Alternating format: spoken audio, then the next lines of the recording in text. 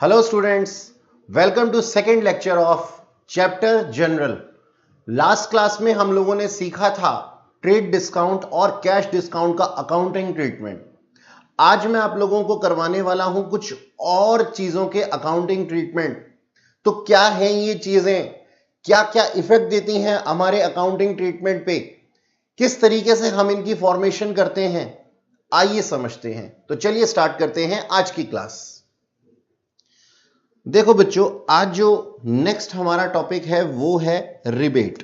तो आप ऊपर लिखिएगा कॉपी में रिबेट।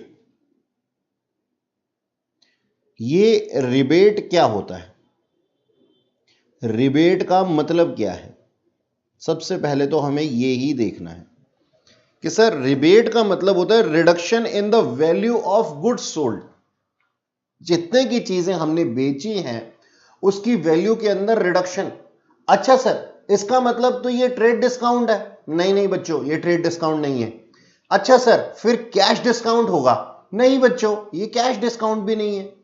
तो सर फिर ट्रेड डिस्काउंट, कैश डिस्काउंट ये ना होते हुए भी रिबेट और किस तरीके से हमारी सेल्स को इफेक्ट कर सकता है। एक तीसरी चीज भी होती है बच्चों, उसको हम कहते हैं क्या, रिबेट। अब ये किस तरीके से काम करती है ये हम समझते हैं। मान लीजिए आप लोगों के पास में, आपको चावल लेने जाते हैं, ठीक है, आप एक दुकानदार के पास में जाते हैं कि अंकल हमें चावल दे दो, और वहां आपको आपके मनचाहे चावल नहीं मिलते। तो मनचाहे चावल ना मिलने पे क्या आप हमेशा ही उस दुकान से वापस आ जाते हैं? नहीं भाई। देखो होता क्या है, कभी कभी इस तरीके से होता है, चावल की हाइट ये है सर, इतना लंबा चावल, हाँ मान लो। अब आप इतनी हाइट वाला चावल लेने गए, आपको वो चावल नहीं मिला, दुकानदार ने इतनी हाइट वाला चावल दिया, तो आप इस पे भी सेटिस्फाई थे कि चलो ये वाला ले लेंगे हम। लेकिन ये वाला चावल इस वाले चावल से पुअर क्वालिटी का है, पुअर क्वालिटी, ठीक है।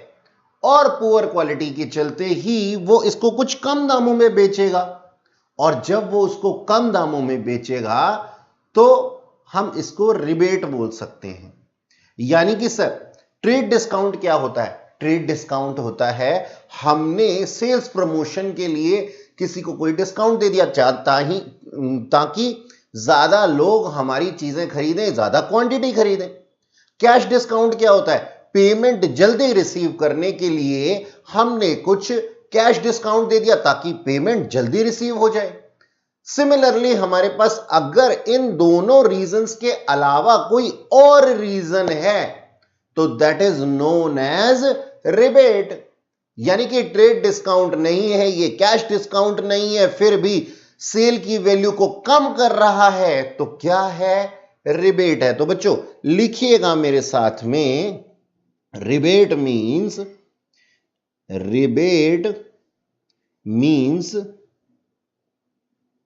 रिडक्शन इन, पहले आप लोग मेरे साथ में ये लिखिए, उसके बाद में हम अकाउंटिंग ट्रीटमेंट समझेंगे इसका। In the value of goods sold,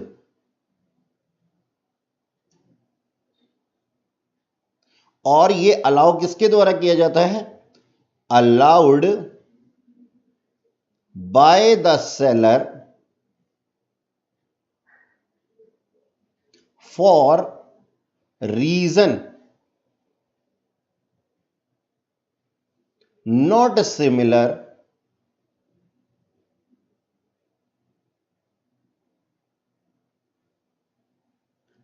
to reasons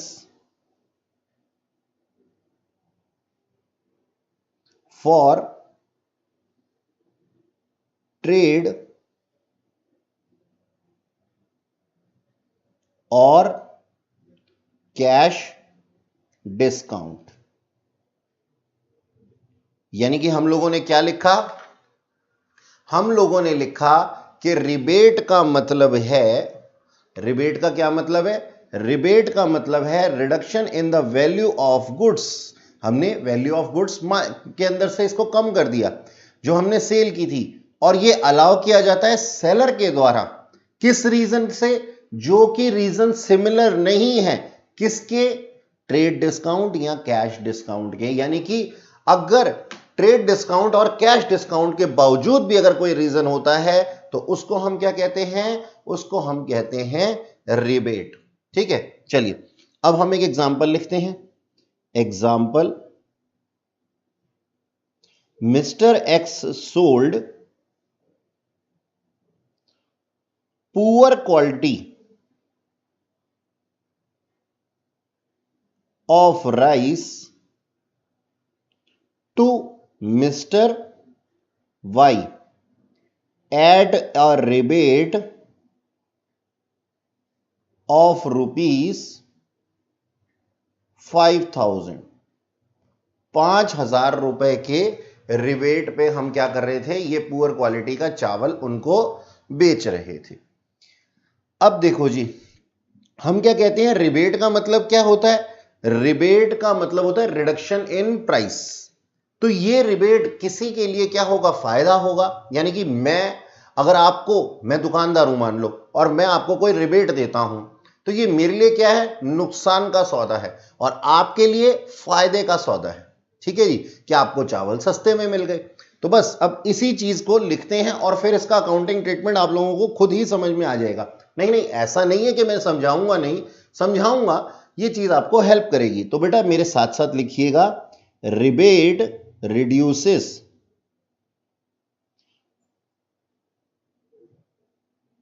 the value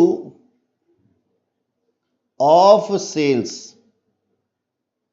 therefore loss from seller's point of view.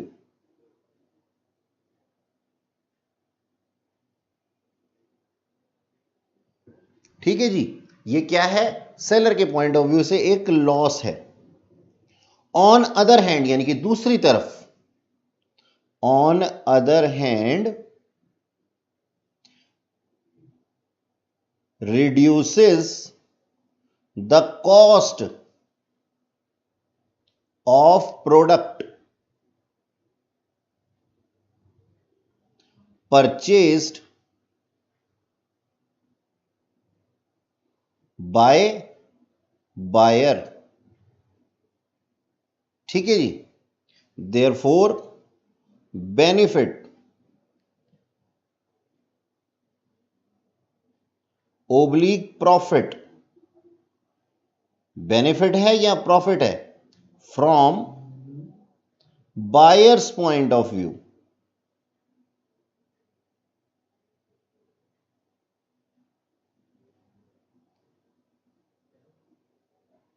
ठीक है जी, बायर्स के पॉइंट ऑफ व्यू से ये क्या है? एक बेनिफिट है कि उसको सस्ते में चीज मिल गई। ठीक है, अब देखो हम लोग क्या करेंगे, हम लोग क्या सीखेंगे? अब अकाउंटिंग रूल समझते हैं। अब इसका अकाउंट्स के अंदर क्या ट्रीटमेंट होगा? As per rules of nominal account,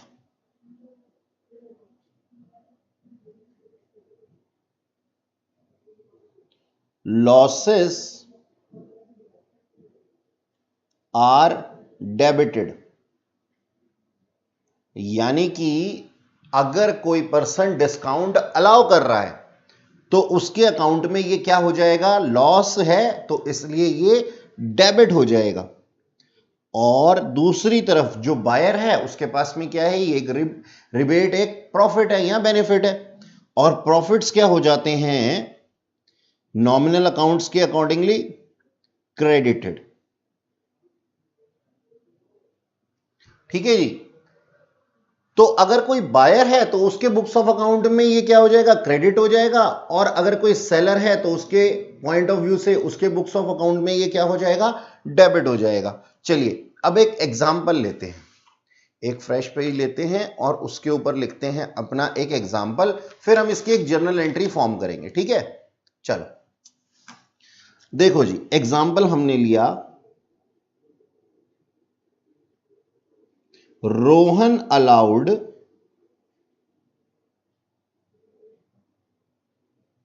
rebate of ₹3,000 on sale of goods to Mohan. यानी कि रोहन ने कुछ गुड्स सेल की मोहन को और उसने रिबेट दे दिया किसको? मोहन को। अच्छा जी, अब देखो रोहन के बुक्स ऑफ अकाउंट में entry, in the books of Rohan, in the books of Rohan, Rohan के बुक्स ऑफ अकाउंट में क्या एंट्री होगी? चलो जी जल्दी से बता दो मेरे को। अब रिबेट उसने अलाउ किया था, यानी कि उसके बुक्स ऑफ अकाउंट में रिबेट क्या होने वाला है? डेबिट होने वाला है। क्यों? क्योंकि उसके लिए एक लॉस है, और अगर लॉस है तो क्या हो जाएगा? डेबिट हो जाएगा। ठीक है, तो rebate allowed account debit to, और अब मोहन की बुक्स ऑफ अकाउंट में किसका, रोहन की बुक्स ऑफ अकाउंट में किसका नाम आएगा? मोहन का, मोहन का। ठीक है जी, तो रिबेट दिया किसको गया है? मोहन को दिया गया है। ठीक है, और रिबेट क्या है? अपने आप में एक खर्चा है, लॉस है। तो अगर रिबेट अलाउड डेबिट होगा तो मोहन क्या हो जाएगा? क्रेडिट हो जाएगा। कितने रुपए से? 3,000 रुपयों से। ठीक है जी। अच्छा, यहां पे एक नरेशन लिखेंगे, बीइंग रिबेट अलाउड टू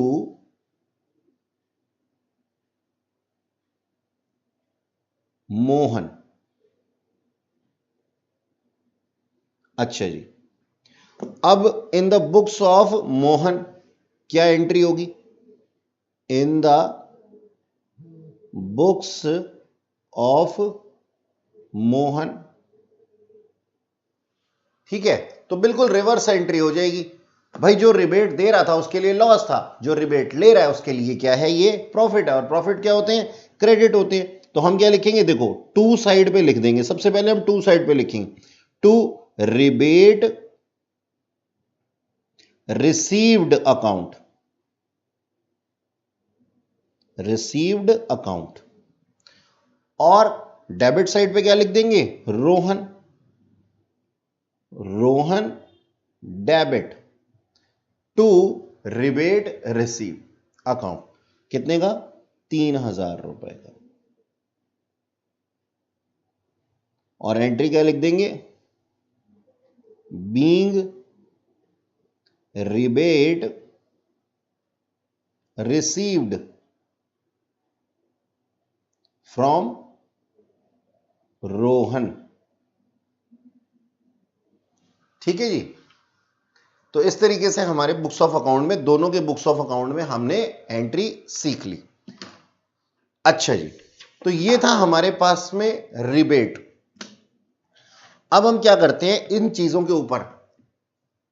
के ऊपर हम क्या करेंगे? हम करेंगे एक इलिस्ट्रेशन। अच्छा, हम लोगों को ना लास्ट क्लास वाला भी रिवाइज हो जाएगा इस इलिस्ट्रेशन के द्वारा। यानी कि ये इलिस्ट्रेशन जो है ना, ये ट्रेड डिस्काउंट और कैश डिस्काउंट पे बेस्ड है।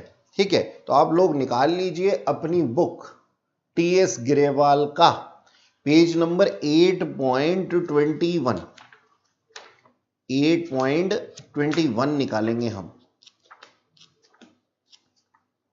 ठीक, ये रहा 8.21, और इसकी इलिस्ट्रेशन नंबर 4 दी हुई है। देखो ये आप लोगों के सामने क्वेश्चन दिया हुआ है। थोड़ा सा इसको जूम कर देता हूं ताकि आप लोगों को क्लियरली ये नजर आए। ठीक है, हाँ जी, आपको सिर्फ ये क्वेश्चन पढ़ना है, ये क्वेश्चन, ये आंसर नहीं देखना आप लोगों को। ठीक है, अपनी बुक्स में भी नहीं देखना। ठीक है, देखो क्या लिखा हुआ है। लिखा है कि बीना वॉच कंपनी दिल्ली की जो है purchase 25 pieces of time star brand wrist watch from Pioneer watches. यानी कि हमने टाइम स्टार का कुछ नहीं करना, ये तो नरेशन के अंदर लिखा जाएगा। खरीदा किससे गया है? पायनियर वॉचेस से। और किसने खरीदा है? बीना वॉच कंपनी ने, ठीक है जी, और ये भी दिल्ली की है। इसका लिस्ट प्राइस जो था वो था 2000 पर पीस, 2000 पर पीस उसका लिस्ट प्राइस था, यानी कि जो टैग प्राइस था उसका वो 2000 पर पीस था, और उसने खरीदा है इसको 2000 से 10% कम पे, लेस 10% ट्रेड डिस्काउंट। यानी कि जब वो खरीदने गए तो भाई आप एक बात बताइए, आप लोग जाते हैं कोई रिस्ट वॉच खरीदते हैं, कितने की, एक खरीद लेते हैं, दो खरीद लेते हैं, यहां पे पूरे 25 वॉचेस खरीदे गए हैं, तो इसके ऊपर उनको डिस्काउंट दिया गया, ट्रेड डिस्काउंट का, कितने का, 10% का। यानी कि अगर आप एक आधा खरीदते तो आपको पूरे पूरे लिस्ट प्राइस पे मिलता, लेकिन आप 25 पीस खरीद रहे हैं तो आपको 10% कम कर दिया जाएगा सेल का। ठीक है, आगे बढ़ते हैं। अब इसके बाद क्या बोला गया, कहते हैं and cash discount of 2% on the payment with in 15 days. ठीक है, तो अब बीना कंपनी ने, बीना वॉच कंपनी ने पायनियर वॉचेस कंपनी को क्या बोला कि मैं आपको 15 दिनों के अंदर पेमेंट कर दूंगी यदि आप मेरे को 2% डिस्काउंट और दे दें। तो ये डिस्काउंट क्या है, कैश रिसीव करने के लिए है। ठीक है जी, तो इस चीज पे पायनियर वॉचेस ने एग्री कर लिया। तो कितने, 15 दिनों के अंदर अंदर अगर आप पेमेंट कर देते हैं तो आपको 2% डिस्काउंट और मिल जाएगा। ठीक है, from the date of transaction pass the necessary journal entries. ठीक है, चलिए अब हम क्या करते हैं, दोनों पार्टीज के बुक्स ऑफ अकाउंट में हम इन जर्नल एंट्रीज को की फॉर्मेशन करने वाले हैं। ठीक है, चलो बच्चों,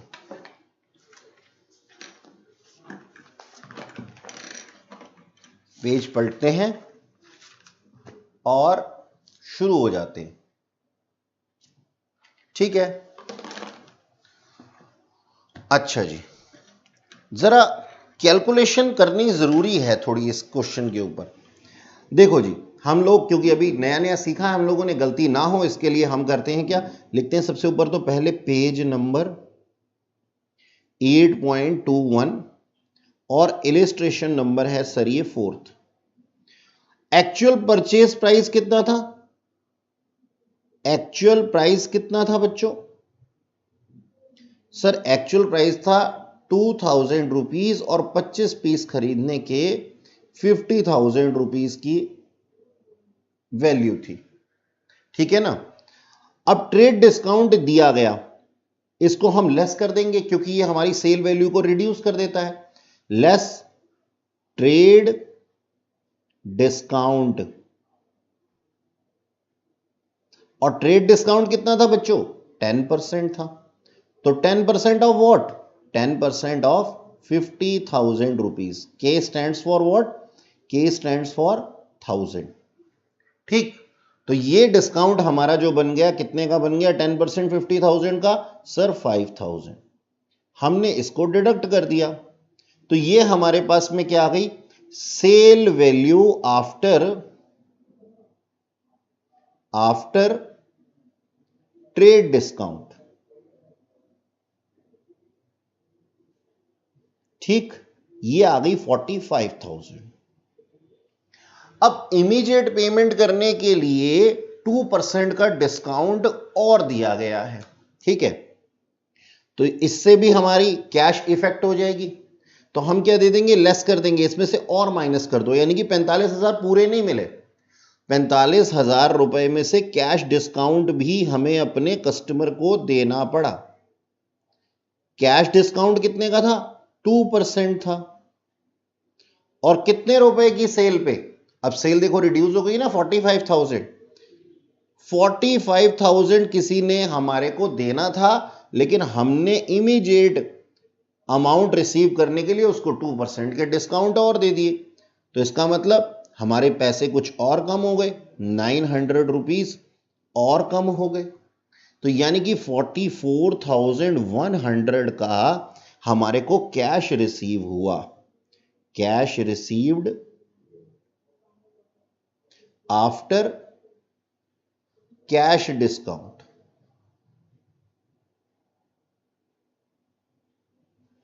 ठीक है जी, अच्छा अब देखो, ये जो सेल वैल्यू है ये मैंने रेड पेन ले लिया है हाथ में। ये जो सेल वैल्यू है ना, ये हमारी नंबर 1 एंट्री को जन्म देगी। यानी कि जब हम सेल करेंगे तो कितने की करेंगे, 45,000 की करेंगे। और जब हम कैश रिसीव करेंगे तो नंबर 2 एंट्री के अंदर हम कैश रिसीव करेंगे तो कितने से इफेक्ट करेंगे हम उसको, जनरल एंट्री को, 44,100 रुपीज से, 44,100 रुपीज से। ठीक, अब हम क्या करते हैं, अब हम दोनों के बुक्स ऑफ अकाउंट में, हमारा वर्किंग नोट था जो कि तैयार हो गया आपकी कॉन्सेप्ट बिल्डिंग के लिए। तो कॉन्सेप्ट क्लैरिटी आप लोगों को हो गई होगी। अब जनरल एंट्री लिखते हैं, इन द बुक्स ऑफ बीना। बीना कौन थे जी, इसके सेलर थे? नहीं, ये थे परचेजर। ठीक है, in the books of Beena watch company, Delhi. ठीक है, अब बीना ने परचेज किया है तो हमारे पास में, अच्छा बीना इन चीजों का क्या करने वाली है, बीना इसको देखो लिखा ही हुआ ना, बीना वॉच कंपनी, यानी कि बीना ने वॉचेस परचेज की हैं रीसेल करने के लिए। इसका मतलब बीना का यही बिजनेस है। तो ये बीना के लिए क्या है, ये बीना के लिए गुड्स है रीसेल करने के लिए, है ना, एसेट थोड़ी है उसके। तो अब क्या हो जाएगा, परचेज अकाउंट डेबिट हो जाएगा। परचेज अकाउंट डेबिट क्यों होगा, एसेट क्यों नहीं होगा डेबिट? इस वजह से क्योंकि बच्चों ये इसी के अंदर सेल परचेज करते हैं, यही उसके बुक्स ऑफ अकाउंट में लिखा जाएगा। तो हमारा एक एक्सपेंस हुआ ना, एक्सपेंस में एक्सपेंस हुआ तो हमारे लिए होगी एंट्री क्या होगी, purchase account debit, purchase account debit to, अब हमने क्या किया था, वहां से कुछ अमाउंट परचेज किया था। कहां से किया था, ये इनका नाम लिखा हुआ है पायनियर वॉच कंपनी से, और ये क्रेडिट सेल हुई थी। ठीक है, तो टू बीना की बुक्स में किसका, पायनियर कंपनी का नाम आ जाएगा, और पायनियर बुक्स ऑफ अकाउंट में किसका, पायनियर की बुक्स ऑफ अकाउंट में किसका नाम आएगा, बीना का नाम आएगा। तो हम लिख देते हैं पायनियर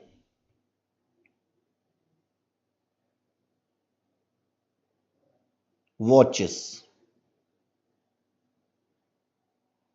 ठीक है, अच्छा परचेज हुई कितने की थी, सेल या परचेज जो हुई थी सर वो हुई थी कितने की, 45,000 रुपीज की। तो हमने ये 45,000 रुपीज लिख दिया, और यहां क्या लिख दिया, being goods purchase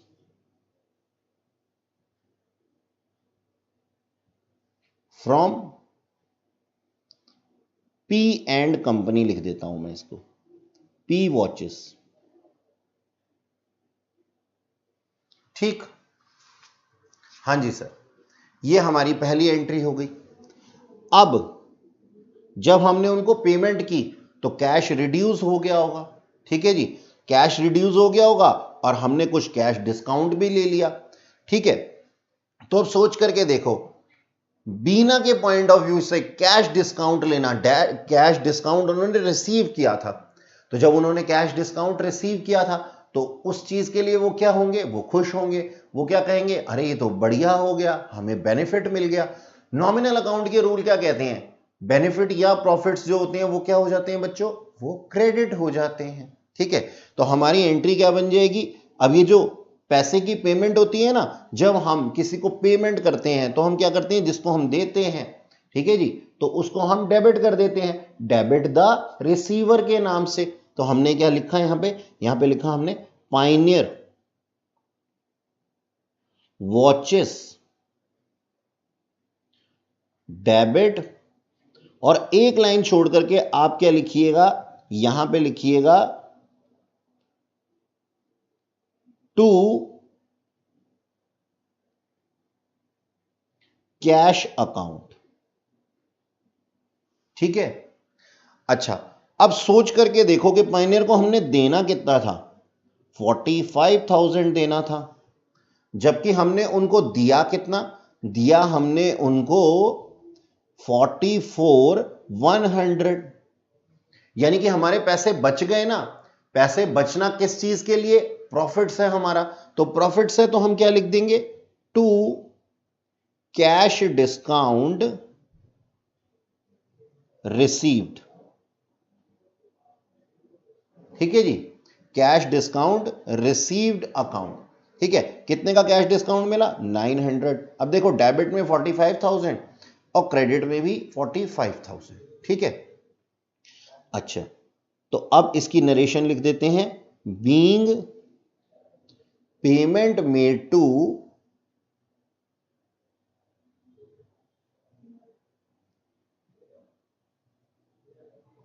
P watches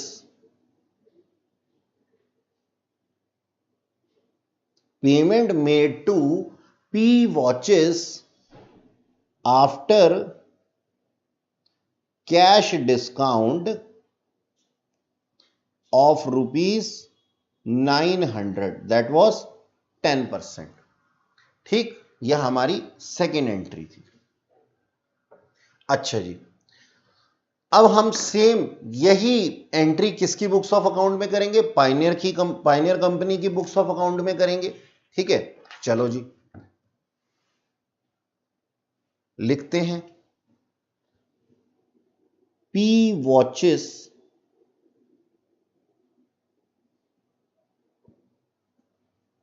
entries.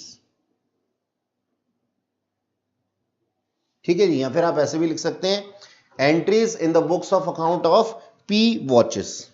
चलो, अब इन लोगों ने सेल की थी। ठीक है, तो सेल क्या हो जाती है जी? सेल हमारी इनकम होती है और क्रेडिट हो जाती है। ठीक, तो हम क्या करेंगे जी? P वॉचेस के बुक्स ऑफ अकाउंट में किसका नाम आएगा? बीना का नाम आएगा। ठीक है, और पर्सनल अकाउंट है हमारा। बी जो है, बीना जो है वो पर्सन है।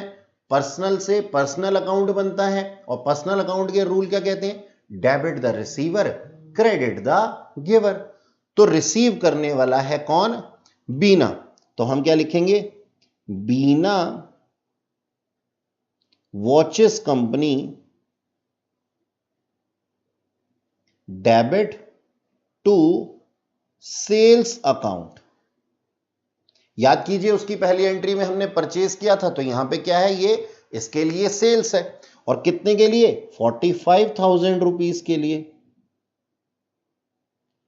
और जनरल एंट्री लिख दी हमने, being goods sold to Beena watches.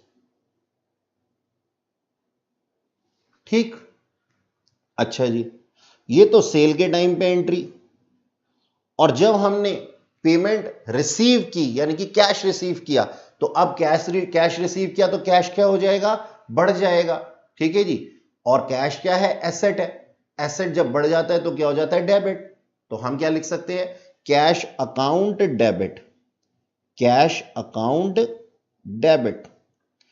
और हम क्या करेंगे? एक लाइन छोड़ करके लिखेंगे टू बीना वॉचेस। अब कैश कितना रिसीव हुआ था? 44,100, जबकि मिलने कितने चाहिए थे? 45,000 रुपीज। इसका मतलब हमने कुछ डिस्काउंट उनको अलाउ किया था, वो इस कॉलम के अंदर भरा जाएगा। देखो, डेबिट और क्रेडिट दोनों बराबर होने चाहिए ना, लेकिन यहां पे 45 है और यहां पे 900 का डिफरेंस है। तो ये 900 जो है इसको हम क्या लिखेंगे? Cash discount allowed account debit. ठीक है जी, हमने कैश डिस्काउंट अलाउ किया था। और वैसे भी नॉमिनल अकाउंट के रूल क्या कहते हैं? Debit all losses and expenses and credit all income and gains. और कैश डिस्काउंट देना हमारा एक तरीके का क्या था? लॉस था। लॉस क्या हो जाएगा? डेबिट हो जाएगा। ठीक है, या हम लिख देंगे being cash received from Beena watches after giving cash discount of rupees 900। 900 रुपए से। ठीक है, ये हमारी पूरी नरेशन है। ठीक है, ये दोनों हमारी जर्नल एंट्रीज हैं पी वॉचेस की बुक्स ऑफ अकाउंट में। ठीक है, ओके, आई होप आप लोगों को ये क्लियरली समझ में आ गया होगा। चलिए जी, अब आप लोगों को कुछ आगे और समझाता हूं। अगली जो टर्म है हमारी वो है बेटा बैड डेट्स। बैड डेट्स यानी कि इसका मतलब क्या है, हम लोगों ने सीखा था ना, हम लोगों ने जब टर्मिनोलॉजी पढ़ी थी तो क्या पढ़ा था, ऐसे पैसे जो कि डूब जाते हैं, हमें नहीं मिल पाते, इररिवोकेबल होते हैं या रिवर्सेबल होते हैं।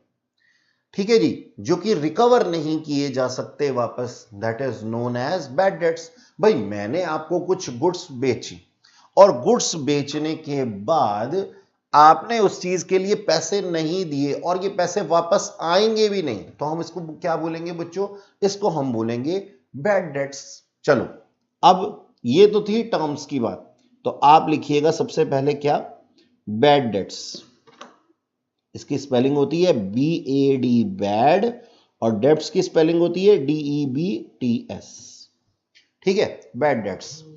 अब ये बैड डेट्स जो होते हैं, ये बैड डेट्स किस तरीके से इसको हम लिख सकते हैं, तो आप इसको लिखिएगा amount of credit sale, amount of credit cell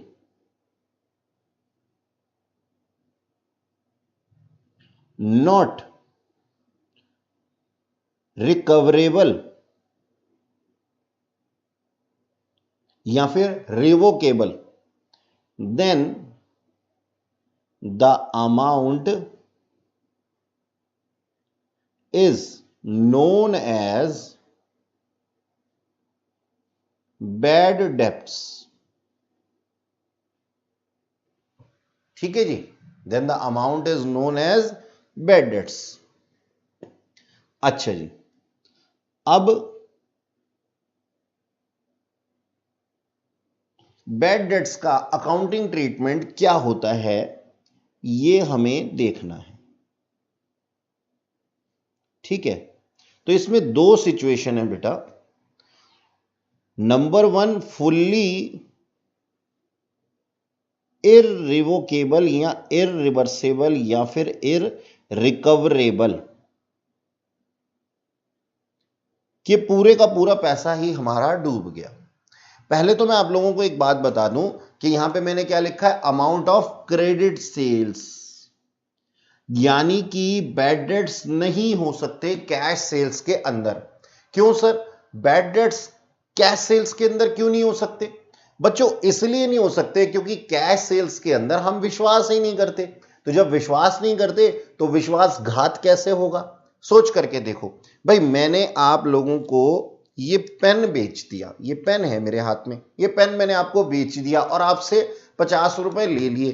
तो जब मैंने आप लोगों के ऊपर विश्वास ही नहीं किया, जब मैंने आप लोगों के ऊपर विश्वास ही नहीं किया, तो आप विश्वासघात कैसे करेंगे? यानी कि पैसे डूब ही नहीं सकते जब पैसे मैंने पहले ही ले लिए। तो यहां पे मैंने क्या लिखा, क्रेडिट सेल्स, यानी कि क्रेडिट सेल्स होगी तभी बैड डेट्स होंगे। अच्छा, तो अब आगे चलते हैं। ये या तो पूरे के पूरे पैसे डूब जाएंगे या फिर पार्शियल, पार्टली इररिकवरेबल,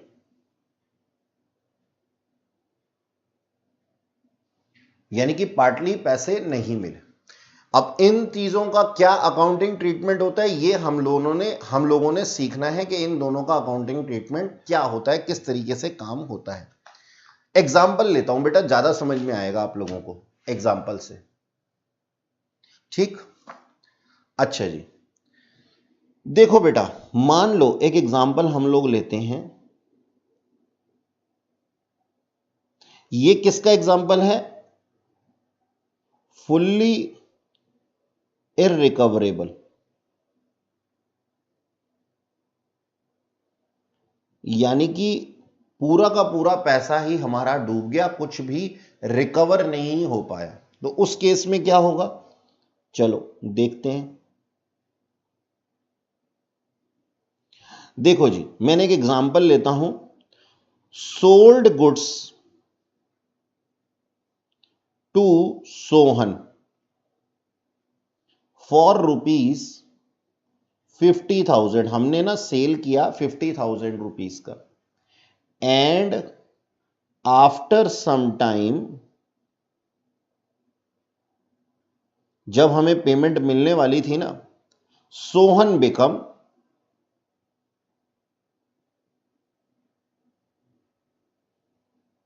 बैंकरप्ट।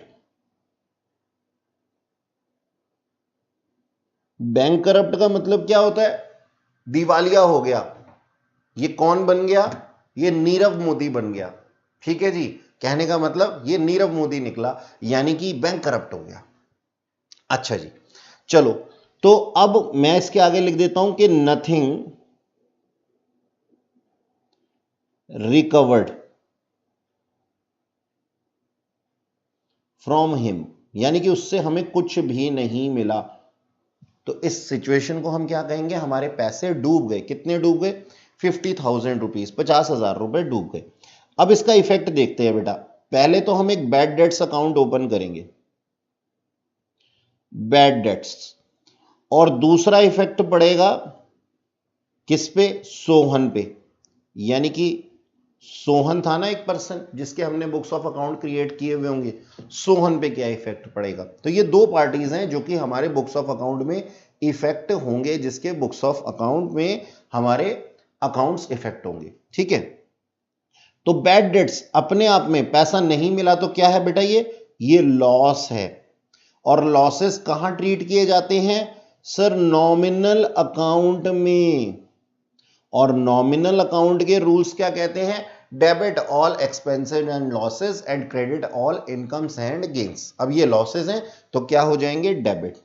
इसके रूल क्या कहते हैं? Debit all losses. तो सिंपल सी बात है सर, ये तो क्या हो जाने वाला है? ये अकाउंट हमारा डेबिट हो जाने वाला है।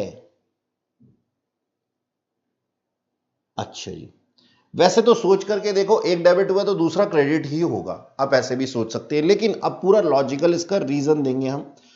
रोहन कौन है? एक पर्सन है। पर्सन के ऊपर पर्सनल अकाउंट के रूल चलते हैं, और पर्सनल अकाउंट के रूल क्या कहते हैं? Debit the receiver and credit the giver. ठीक है जी। अब देखो, इसको देना क्या चाहिए था? इसको देना चाहिए था हमें कैश, यानी कि अगर ये कैश हमें दे देता तो ये गिवर होता हमारा। ठीक है जी, तो क्या एंट्री बनती? Cash account debit to Sohan.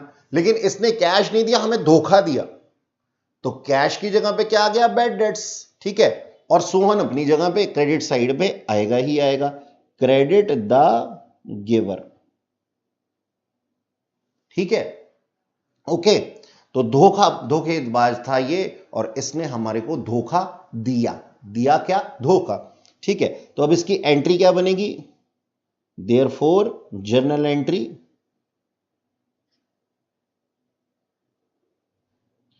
Bad debts account debit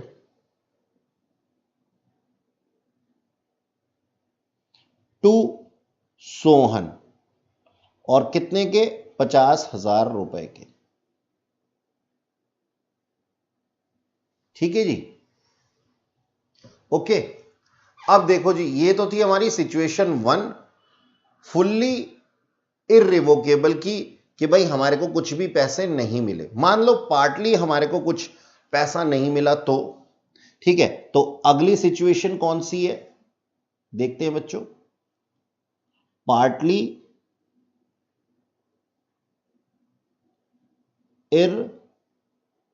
irrevocable या फिर रिकवरेबल। ठीक, ये सेकंड सिचुएशन बैड डेट्स की ही। ओके, अब इस सिचुएशन के अंदर क्या काम होगा? इस सिचुएशन के अंदर काम, एक एग्जांपल लेते हैं फिर से। मान लो हमने सेल की थी, सेल टू सोहन 50,000 की थी, और उसमें से ओनली 30% कैश रिसीव्ड। तो फिर क्या हुआ, इसका मतलब रिमेनिंग 70%, यानी कि 50 में से 30% कितना हो गया, 15,000। तो 35,000 क्या हो गए बेटा, हमारे बैड डेट्स हो गए। ठीक, अब यहां पे 3 चीजों के ऊपर इफेक्ट पड़ा। एक तो हमारे कैश पर, दूसरा बैड डेट्स पर, और तीसरा सोहन के अकाउंट पर। ठीक, चलो देखते हैं। कैश हमारा क्या है, कैश हमारा एसेट है। एसेट पे कौन से रूल काम करते हैं सर, रियल अकाउंट के रूल काम करते हैं। और रियल अकाउंट के रूल क्या कहते हैं, debit word comes in, credit word goes out. क्या कैश आ रहा है, हाँ सर आ तो रहा है, थोड़ा आ रहा है लेकिन आ तो रहा है ना, हाँ जी आ रहा है। तो 30% कैश रिसीव हुआ है, 15,000 का ही कैश आ रहा है सिर्फ। तो डेबिट वर्ड कम्स इन के रूल लग जाएंगे, डेबिट वर्ड कम्स इन, यानी कि कैश क्या हो जाएगा, कैश सर डेबिट हो जाएगा। अच्छा, बैड डेट्स लॉसेस होते हैं। लॉसेस कहां ट्रीट किए जाते हैं, नॉमिनल अकाउंट में। ठीक है, और नॉमिनल अकाउंट के रूल क्या कहते हैं, debit all losses and expenses and credit all profits and gains. तो यहां पे क्या हो जाएगा जी, डेबिट ऑल लॉसेस। अच्छा जी, सोहन कौन है, पर्सन है। पर्सन पे पर्सनल अकाउंट के रूल चलते हैं, है ना। और सोहन क्या था, हमारा गिवर था। पर्सनल अकाउंट के रूल क्या है, debit the receiver, credit the giver. तो यहां पे हम क्या कर देंगे, क्रेडिट द गिवर। तो देखो अब इस हिसाब से कैश डेबिट हो जाएगा, बैड डेट्स डेबिट हो जाएंगे, और क्रेडिट क्या हो जाएगा, सोहन। ठीक, चलो जी, अब इस चीज को, इस जर्नल एंट्री को हम लिख देते हैं क्या, cash account debit, bad debts account debit to Sohan. Sohan को हमें 50,000 देने चाहिए थे, लेकिन उसने दिए केवल 15,000, यानी कि 35,000 उसने हमारे डुबो दिए। ठीक है, इसकी नरेशन लिख देते हैं, being cash received and bad dates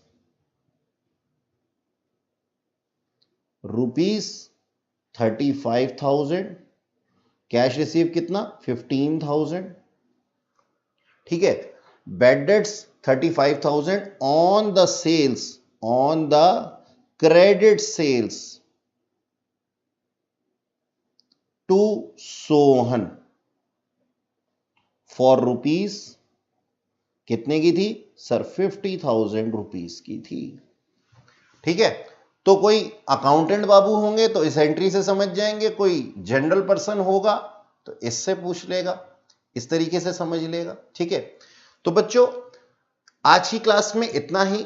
next class के अंदर मैं आप लोगों के लिए और बहुत सी जर्नल एंट्रीज लेकर के आने वाला हूं। तब तक आप इन सबको रिवाइज कीजिए, क्योंकि अगर आप जर्नल एंट्री अच्छे से करेंगे तो हमेशा आपकी अकाउंटिंग के अंदर विन विन सिचुएशन ही होगी। तो बच्चों मिलते हैं नेक्स्ट क्लास में, टिल देन बाय बाय।